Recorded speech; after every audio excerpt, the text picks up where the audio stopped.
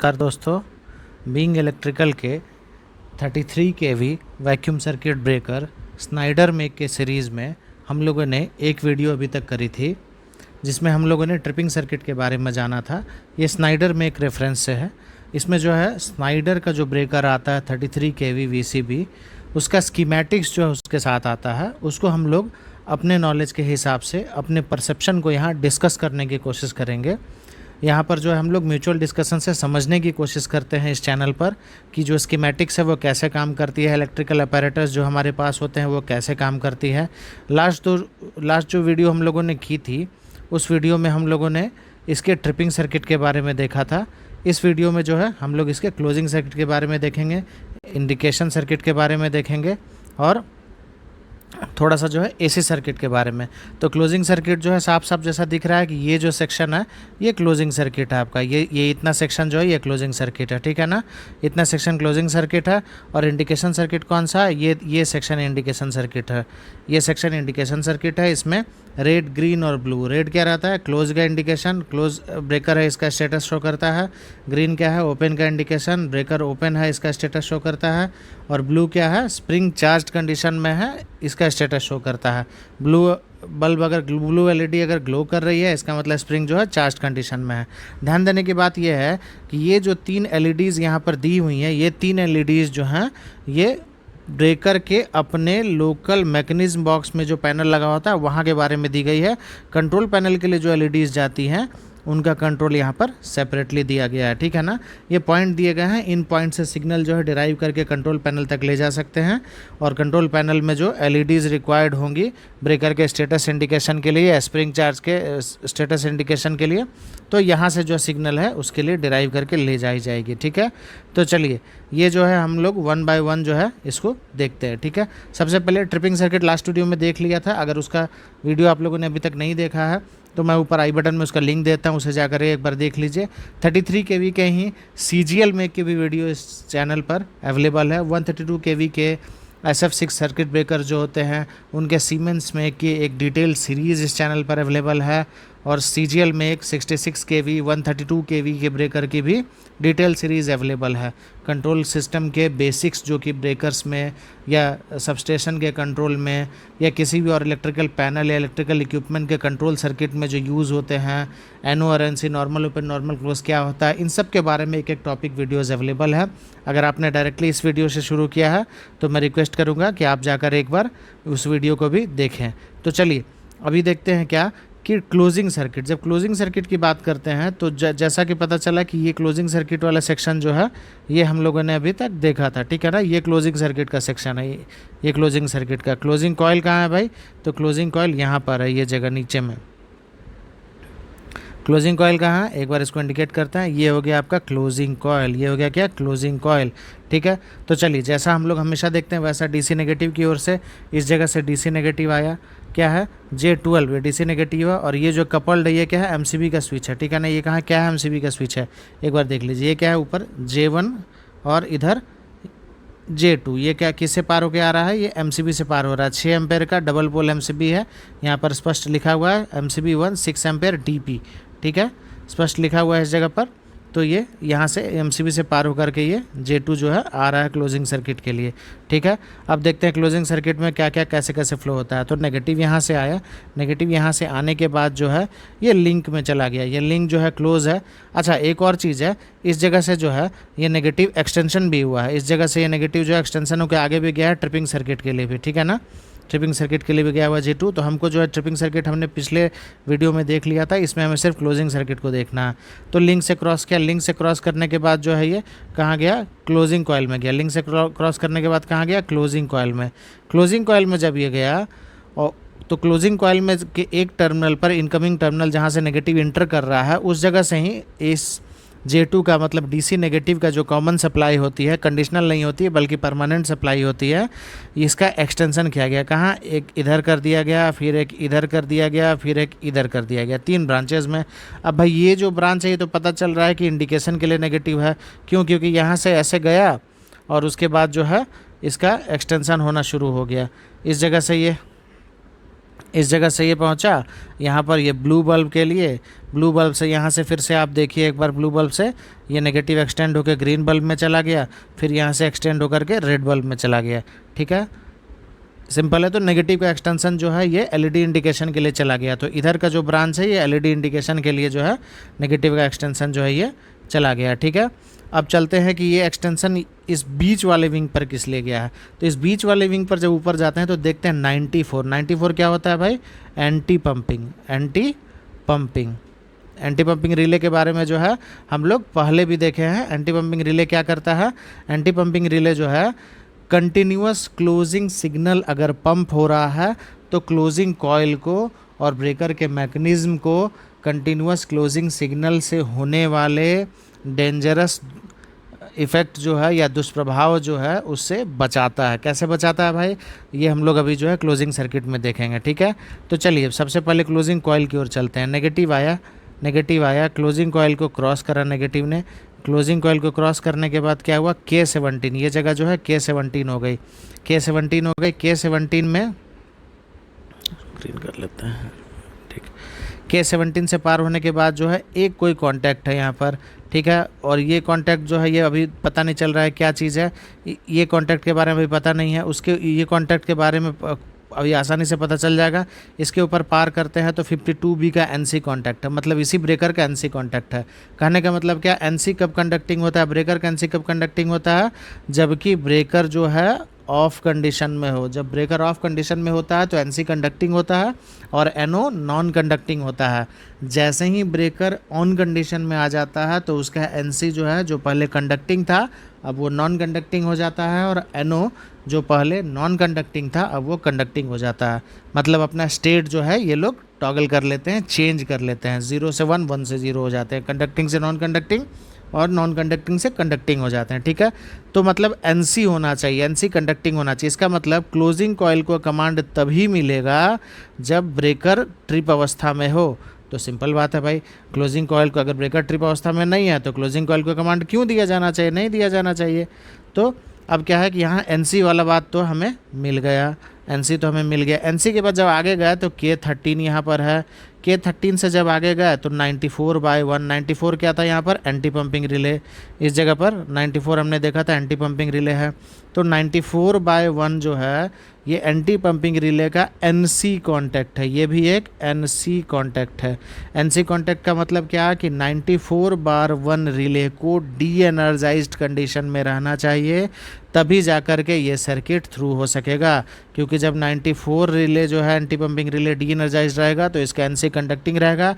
जैसे ही 94 रिले जो है पिकअप हो जाएगा, मतलब एंटी पंपिंग रिले जब पिकअप हो जाएगा तो ये जो सेक्शन है जो NC जो है ये नॉन कंडक्टिंग हो जाएगा। तो एक बार अगर ये नॉन कंडक्टिंग हो गया तो उसके बाद कितना भी कमांड दिया जाए ये जो है वापस से कंडक्टिंग, ये जो है क्लोजिंग कॉइल को सप्लाई नहीं जा पाएगा। ठीक है, तो एक यहाँ पर हो गया 94/1, मतलब ये एंटी पंपिंग के लिए हो गया और ये हो गया NC के लिए। क्लोजिंग सर्किट में हम लोग देखते थे क्या, बेसिकली 3 चीज़ें होती थी। एक, ब्रेकर का अपना ऑक्सिलरी स्टेटस मतलब ब्रेकर ट्रिप अवस्था में होना चाहिए, तो वो इस NC से पूरा हो जा रहा है। दूसरा क्या, एंटी पंपिंग डी एनर्जाइज होना चाहिए। अगर एंटी पंपिंग एनर्जाइज्ड है इसका मतलब कि ब्रेकर ने रिकॉग्नाइज किया है इस बात को कि क्लोजिंग कमांड जो है वो कंटिन्यूसली पंप हो रहा है, जो कि कम्प्लीटली अनडिज़ायरेबल है। ठीक है, तो इसका जो है डी एनर्जाइज्ड कंडीशन हमारे लिए फेवरेबल है क्लोजिंग के सर्किट के कंप्लीट होने के लिए, तो इसका NC लगा दिया। और तीसरा क्या, क्लोजिंग के लिए मैकेनिकल फोर्स चाहिए। मैकेनिकल फोर्स कहाँ से मिलेगा, स्प्रिंग से मिलेगा, तो स्प्रिंग का चार्ज होना भी ज़रूरी है। तो भाई स्प्रिंग का चार्ज होना जरूरी है, तो ये जो पोजीशन है ये एक NO कॉन्टैक्ट है किसका, स्प्रिंग चार्ज का। ये क्या है, NO कॉन्टैक्ट स्प्रिंग चार्ज का। ठीक, तो ये NC हुआ जो बताएगा कि ब्रेकर जो है ट्रिप अवस्था में होना चाहिए। ये NC हुआ जो बताएगा कि ब्रेकर का जो एंटी पंपिंग रिले है वो डी एनर्जाइज कंडीशन में होना चाहिए। और ये जो है NO है, मतलब ये बताएगा कि स्प्रिंग चार्ज अवस्था में होना चाहिए। ब्रेकर का जो स्प्रिंग चार्ज स्विच होता है ये क्या है कि अगर स्प्रिंग चार्ज होगा तो NO जो है कंडक्ट करेगा। स्प्रिंग अगर चार्ज होगा तो NO कंडक्ट करेगा, और स्प्रिंग अगर डिस्चार्ज होगा तो NO जो है नॉट कंडक्ट करेगा। क्या करेगा, NO जो है नॉट कंडक्ट करेगा। ठीक, तो ब्रेकर का स्प्रिंग चार्ज होना चाहिए। तो अब जैसे क्लोजिंग बस नेगेटिव बढ़ेगा, यहाँ पहले चेक करेगा ब्रेकर का स्प्रिंग चार्ज है क्या, NO कंडक्टिंग है जी, आगे बढ़ते हैं नेगेटिव। फिर कहाँ चला गया 52B, ब्रेकर ट्रिप अवस्था में है क्या, एनसी कंडक्टिंग है क्या, जी कंडक्टिंग है, आगे बढ़ चला गया। फिर देखा anti pumping relay D energised है क्या, तो हाँ 94 डी एनर्जाइज्ड है, 94/1 मतलब एंटी पंपिंग रिले का एनसी कॉन्टैक्ट कंडक्टिंग है, नेगेटिव, आगे चला गया। आगे जाकर के कहाँ चला आया, ये घूम करके आगे देखिए यहाँ आ गया। यहाँ आने के बाद जो है ये कहाँ K3 बन गया, ये K3 बन गया, देख रहे हैं K3 बन गया, और यहाँ पर एक एस लिंक बना हुआ है। ये एस लिंक का मतलब क्या है, ये जो है एक इंटरलॉकिंग बना हुआ है, ठीक है। चलिए अब यहाँ से आगे चलते हैं। इस पॉइंट पे हमारे पास क्या आ गया भाई, K3 आ गया, इस पॉइंट पर K3 आ गया, K3 के पास तक नेगेटिव पहुँचा हुआ है। ये लिंक क्लोज्ड है, ये फ्यूचर किसी इंटरलॉक के लिए अगर किसी आइसोलेटर इंटरलॉक वगैरह का इस्तेमाल करना है तो उसका कर सकते हैं। यहाँ से फिर जो ये नेगेटिव है 2 ब्रांच में बट गया, 2 ब्रांच में एक ब्रांच इस तरफ चला गया और एक ब्रांच इस तरफ चला गया। अब सिंपल सी बात है भाई कि हमेशा जैसा मिलता था वैसा ही होगा। 43 LR का ये 2 जो है बस है, जिसमें ऊपर वाला बस जो है किधर है, लोकल है, और नीचे वाला बस जो है रिमोट है। कैसे पता चल रहा है भाई कि लोकल वाला टीएनसी स्विच के सामने ये ऊपर में, देखिए लोकल वाला टीएनसी स्विच के सामने ये ऊपर में बार बनाया हुआ है, तो इसका मतलब 43 LR वाला जो है 43 LR वाला जो है, ये ध्यान से देखिए यहाँ K3 आ गया हमारे पास में, और हम लोग इसको फिर से देखते हैं। तो ये लोकल वाला टीएनसी स्विच है और ये रिमोट का कमांड लेने के लिए गया हुआ है, ठीक है। अगर एलआर स्विच रिमोट की ओर होगा तो ये नेगेटिव इससे कंडक्ट करके आगे जा कर के T17 पर नेगेटिव अवेलेबल रहेगा, और यही नेगेटिव चला जाएगा ब्रेकर के टीएनसी स्विच का क्लोजिंग कमांड लेने के लिए कंट्रोल पैनल में। कंट्रोल पैनल से जो क्लोजिंग की वायर आएगी वो इसी पॉइंट पर T1 के 7 पर आकर जुटेगी, T1 के 7 पर आकर जुटेगी, ठीक है। और यहीं जो अगर ये ब्रेकर रिमोट में रहा तो इसका मतलब कि ये नेगेटिव आके यहाँ तक तो आएगा लेकिन इससे पार नहीं कर पाएगा। तो भाई नेगेटिव किधर जाएगा, तो नेगेटिव जाएगा दूसरे तरफ, किस तरफ, इस तरफ। यहाँ जा कर के लोकल टीएनसी स्विच जो ब्रेकर के अपने मास्लिंग बॉक्स के भीतर होता है, लोकल टीएनसी स्विच में जाएगा। और जब वो टीएनसी स्विच से कोई यूज़र क्लोजिंग कमांड देगा, ये जो यहाँ पर एक चौकोर जैसा बना हुआ है ये दिखा रहा है क्या, इम्पल्सिव कमांड। जब ये कमांड देगा इम्पल्सिव तो ये थ्रू होकर आगे चला जाएगा, और चूँकि लोकल की ओर घुमा हुआ है तो यहाँ से कंडक्शन जो है आसानी से हो जाएगा। अगर रिमोट की ओर घुमा होगा तो ये टीएनसी स्विच से कितना भी कमांड दे कंडक्शन यहाँ से आगे नहीं होगा। अब जब कंडक्शन यहाँ से आगे होगा तो क्या होगा, फिर कंडक्शन आगे होकर के देख रहे हैं कि एक फ्यूज़ लगा हुआ है, 6 एम्पेयर का एक फ्यूज़ लगा हुआ है इस जगह पर, और उसके बाद ये सीधा जाकर मिल गया किससे, J1 से। मतलब ये नेगेटिव सप्लाई आकर के सीधे पॉजिटिव से मिल गई तो शॉर्ट सर्किट हो जाएगा। ओहो, नेगेटिव पॉजिटिव में फ्यूज़ ब्लो हो जाएगा, नहीं ऐसा नहीं। नेगेटिव आगे पॉजिटिव से मिल तो गई लेकिन इस रास्ते में क्लोजिंग कॉइल पड़ा, इस रास्ते में क्लोजिंग कॉइल पड़ा। तो इसका मतलब जब यहाँ से पॉजिटिव चलेगा, एक्चुअल सिस्टम क्या होगा, जब यहाँ से परमानेंट पॉजिटिव चलेगा तो इस जगह तक आकर वेट करेगा। 43 LR मतलब ब्रेकर का अपना लोकल रिमोट स्विच अगर लोकल पर होगा तो इस जगह पर आकर पॉजिटिव वेट करेगा। मतलब एनी टाइम पॉजिटिव यहाँ वेट करेगा और नेगेटिव जो है वो नीचे से आएगा, नेगेटिव जो है वो नीचे से आके यहाँ वेट करेगा। जैसे पॉजिटिव ऊपर से आ गया, अगर हम पॉजिटिव को ग्रीन कलर से दिखाएं तो पॉजिटिव ऊपर से आ गया और रेड वाला जो है ये नेगेटिव हो गया, ये पॉजिटिव हो गया और रेड वाला जो है ये नेगेटिव हो गया, ठीक है ना, नेगेटिव हो गया। तो पॉजिटिव और नेगेटिव, पॉजिटिव और नेगेटिव ये दोनों टीएनसी स्विच के दो छोर पे हमेशा रहते हैं। इसीलिए चाहे लोकल टीएनसी स्विच पे आप मेज़र करें जबकि एलआर स्विच लोकल की ओर घुमा हुआ हो, या फिर आप रिमोट टीएनसी स्विच पे मेज़र करें जो कंट्रोल पैनल में होता है, हमेशा आपको इन दोनों पॉइंट के अक्रॉस फुल पोटेंशियल मिलेगा। एक साइड फुल पॉजिटिव होता है और एक साइड फुल नेगेटिव होता है, ठीक है ना। तो इस बात को हमेशा ध्यान में रखना है। ये टीएनसी स्विच ही पॉजिटिव और नेगेटिव पोटेंशियल को मिलाता है। तो भाई टीएनसी स्विच बस्ट क्यों नहीं कर जाता है, तो नहीं ना कर जाएगा क्योंकि ये सर्किट जो है ना ये ज़ीरो रेसिस्टेंस का सर्किट नहीं है। इस सर्किट में क्या है कि क्लोजिंग कॉयल हमारे पास है, ये क्लोजिंग कॉयल हमारे पास है। तो नॉर्मल केस में तो यहाँ से नेगेटिव जा रहा होता है, लेकिन जैसे ही टीएनसी स्विच नेगेटिव और पॉजिटिव दोनों को मिलाता है तो क्या हो जाता है, नेगेटिव जो है यहाँ तक रह जाता है और पॉजिटिव ऊपर से यहाँ आ जाता है, और इसके अक्रॉस फुल पोटेंशियल जो है वो अपीयर हो जाता है, पॉजिटिव नेगेटिव, और क्लोजिंग कॉयल जो है ऑपरेट हो जाता है, ठीक है। चलिए इस चीज़ को बहुत क्लियरली आप सभी को समझ में आना चाहिए। आई होप अगर कुछ कन्फ्यूज़न होगा तो मुझे ज़रूर बताइएगा, मैं जो है दोबारा से क्लैरिफाई करने की कोशिश करूँगा। अब चलिए दूसरा चीज़ देखते हैं कि अब ये 94 रिले भी इसी के पैरेलल में लगा है। पैरेलल कैसे भाई? तो पैरेलल ऐसे कि नेगेटिव वाला भी देखिए इसका 94 के साथ पैरेलल है, कुछ कंडीशंस के साथ है नो डाउट। यहाँ भी एक कंडीशन है, यहाँ भी एक कंडीशन है, कुछ कंडीशंस के साथ ही पैरेलल है, लेकिन पैरेलल तो है, ठीक है ना। अब नेगेटिव वाला और पॉजिटिव सेक्शन जहाँ से रिसीव करेगा क्लोजिंग कॉयल वो भी पैरेलल है। क्लोजिंग कॉयल पॉजिटिव कहाँ से? यहाँ K3 पॉइंट से रिसीव कर रहा है और 94 भी इसी पॉइंट से रिसीव कर रहा है। मतलब दोनों का ये एंटी पंपिंग रिले और क्लोजिंग कॉयल दोनों जो है पैरेलल में आपस में एक दूसरे के साथ जो है कनेक्टेड है, ठीक है। अब चलिए अब देखते हैं कि जो पॉजिटिव सिग्नल है अगर रिमोट से आ रहा, अगर लोकल रिमोट स्विच जो है रिमोट पर होगा तो रिमोट साइड से पॉजिटिव आ जाएगा, ठीक है।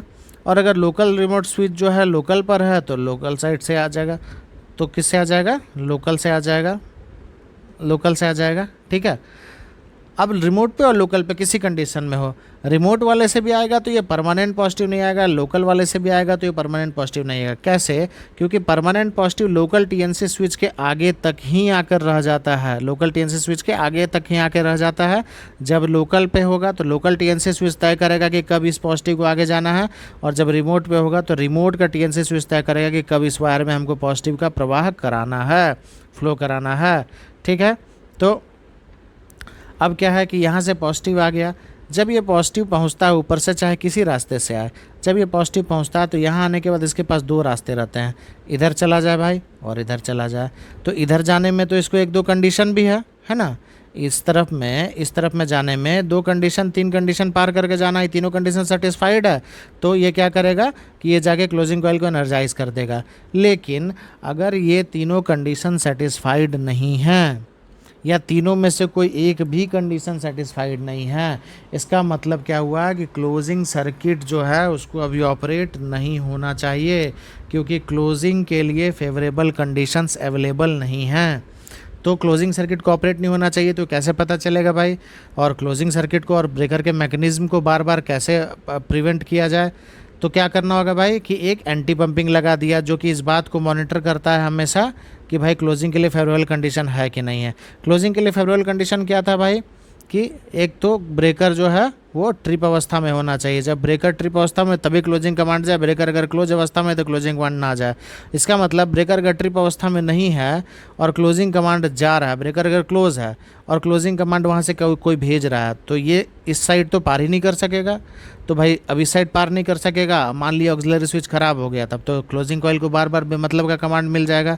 समझिए फिर से, नॉर्मल कंडीशन के हिसाब से इसको 52B को पार नहीं करना चाहिए, ठीक है ना, क्रॉस नहीं करना चाहिए। लेकिन अगर मान लीजिए एनसी स्विच शॉर्ट कर गया, एडेड प्रोटेक्शन के लिए क्या किया था हमने, एक एंटी पंपिंग लगा के रखा था।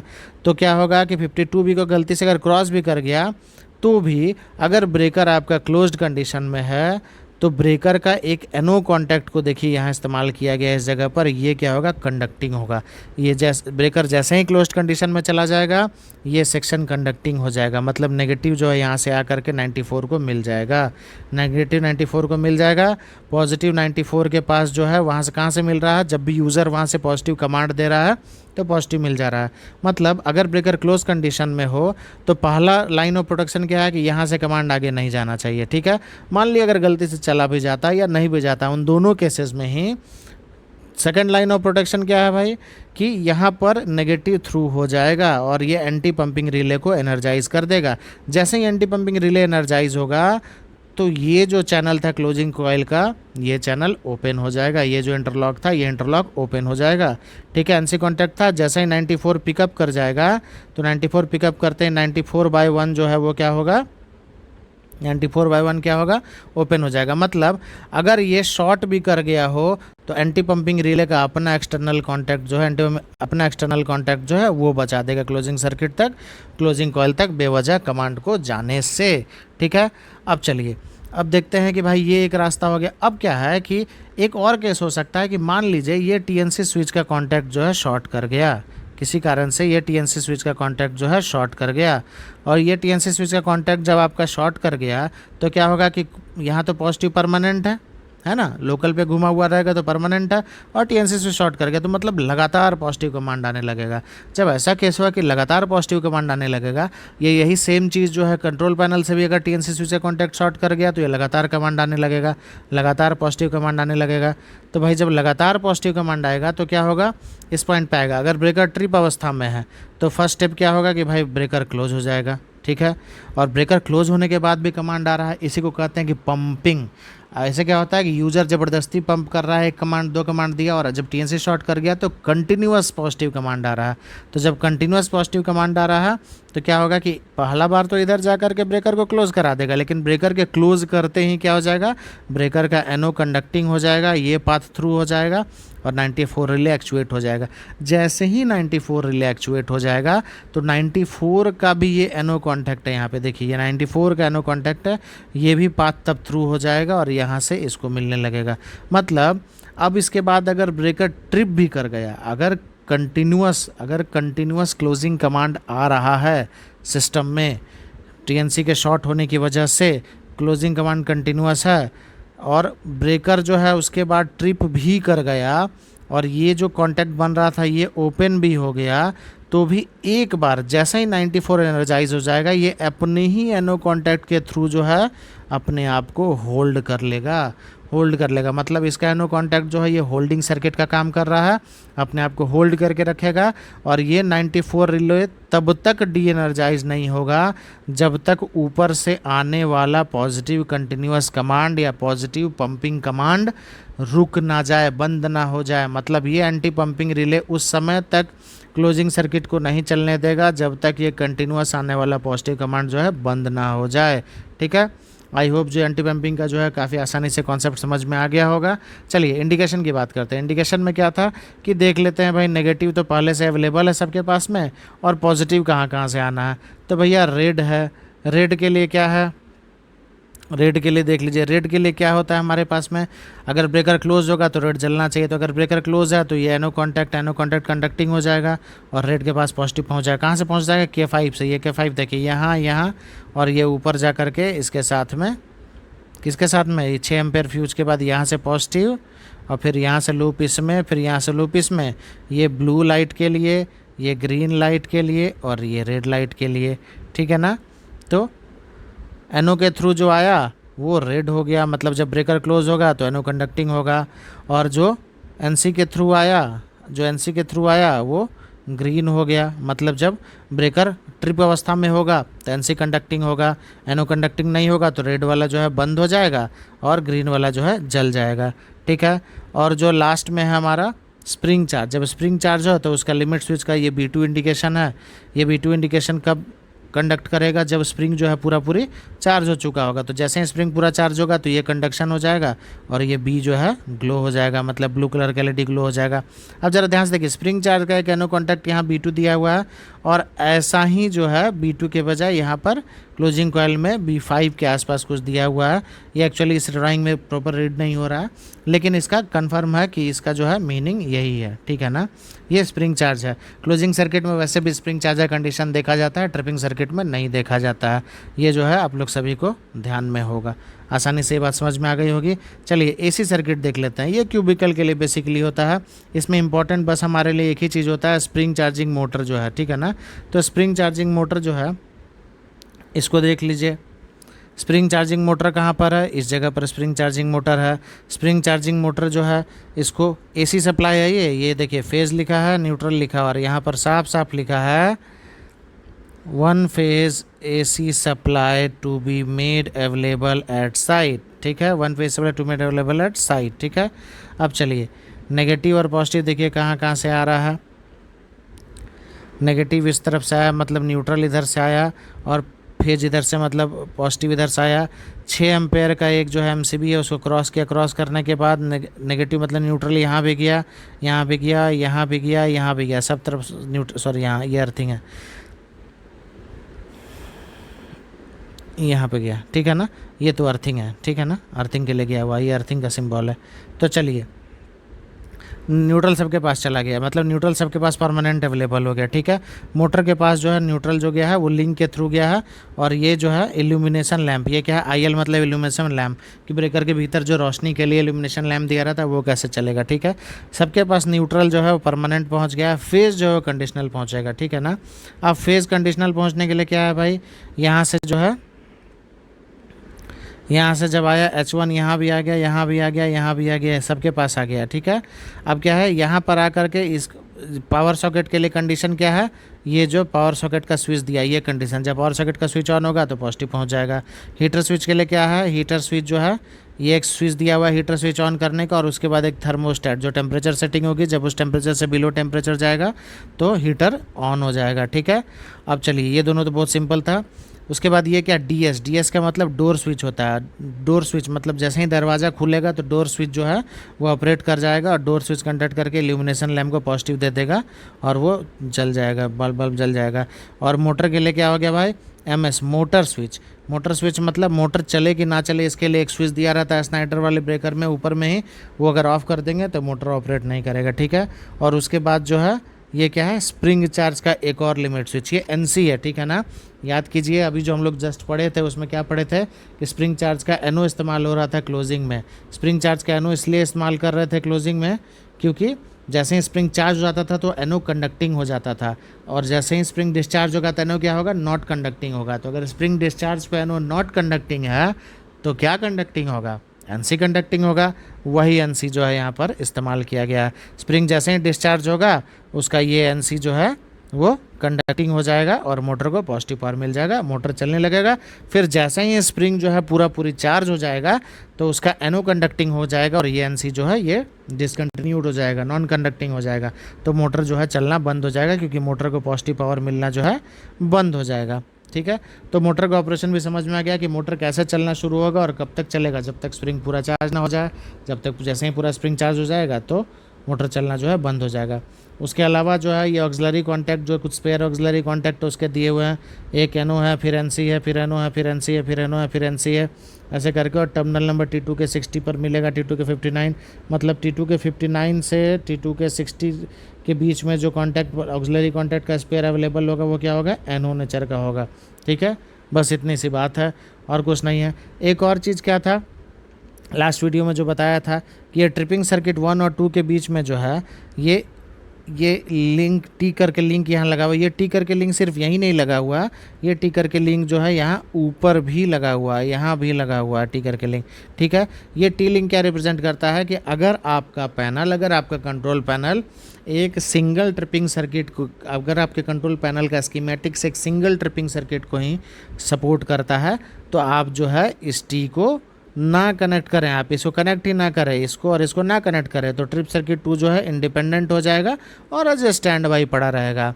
लेकिन जनरली जो है लोग इसको कनेक्ट कर देते हैं, और पैनल जो है अगर उसमें एक ट्रिपिंग सर्किट है तो भी जो है कनेक्ट करके दोनों ट्रिपिंग सर्किट को पैरेलली सर्विस में ले लेते हैं, सो दैट कि अगर ऑपरेशन के दौरान एक डैमेज भी हो गया तो दूसरा वाला तो फंक्शनल रहे, ठीक है ना। और ये क्या है, सिंगल डीसी सोर्स से ऑपरेट हो रहा है। मैक्सिमम पैनल्स में, मैक्सिमम ब्रेकर्स में क्या होता है कि 2 डीसी सोर्स इस्तेमाल करते हैं। एक डीसी सोर्स से क्लोजिंग सर्किट और ट्रिपिंग 1 सर्किट चलाते हैं और इंडिकेशन सर्किट चलाते हैं, और दूसरा डीसी सोर्स सिर्फ और सिर्फ ट्रिपिंग 2 जो स्टैंड बाय ट्रिपिंग सर्किट है उसके लिए रिजर्व रखते हैं, ठीक है।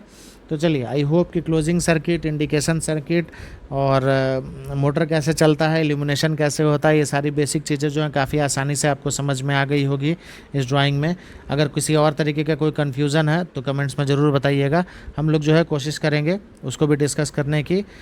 इस पूरे वीडियो में अगर किसी कमेंट के ज़रिए मुझे ज़रूर बताइएगा कि अगर कोई बात आपको समझ में नहीं लगी या अगर कोई बात मुझसे गलत बता दी गई हो तो डोंट हेजिटेट टू शेयर, और इस पूरे वीडियो को इस नॉलेज शेयरिंग की दिशा में मेरा साथ दीजिए, अपने दोस्तों के साथ शेयर कीजिए, लाइक ज़रूर कर दीजिएगा और बने रहिए हमारे साथ ज्ञान के इस यज्ञ में।